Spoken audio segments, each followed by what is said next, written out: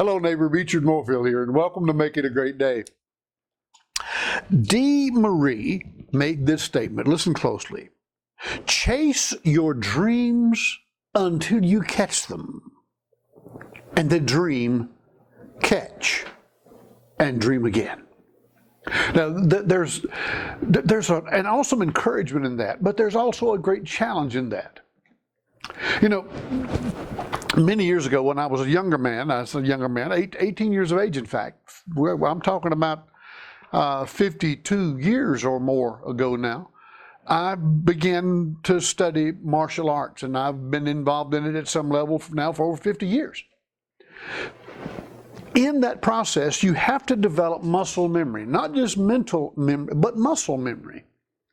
Because some things you do in that process of repeating, going from the first poomsae you learn till the final poomsae that you learn, you have to remember all those poomsaes in between. Those are the forms. In karate, they would call them kata. In taekwondo, they're called poomsae. When you learn those, it's like a dance movement almost.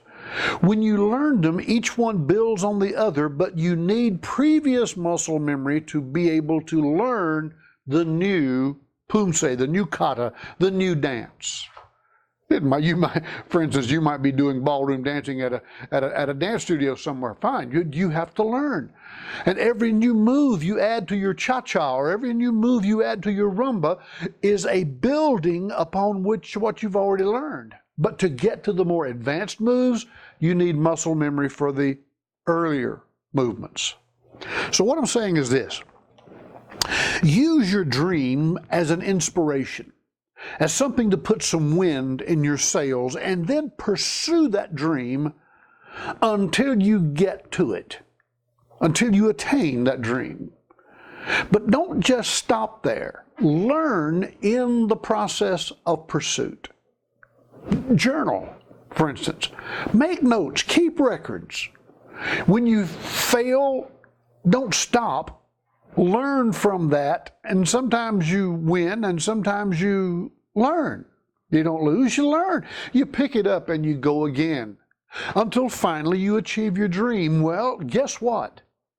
Your next dream might be bigger, it might be something different, but many of the same processes that got you to your first dream will be the same processes that get you to your second dream. But if you've learned from the first one, if you've allowed the pursuit of that dream or the inspiration of that dream, of that to be your dream, that's the inspiration, that's the wind in your sails, and you've allowed the pursuit of the dream to build muscle memory.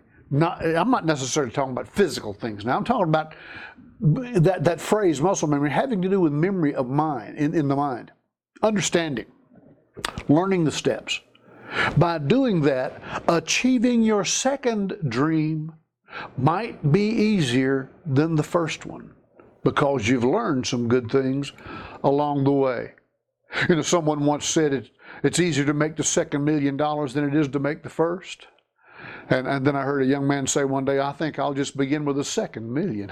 It doesn't work that way, my friend. If you don't attain to the first one, you'll never get to the second one. But if you attain the first one, the second one ought to be easier, and the third, and the fourth. Learn to be a dreamer. Learn to be a pursuer. And in that, learn how to do it better every time. And make it a great day.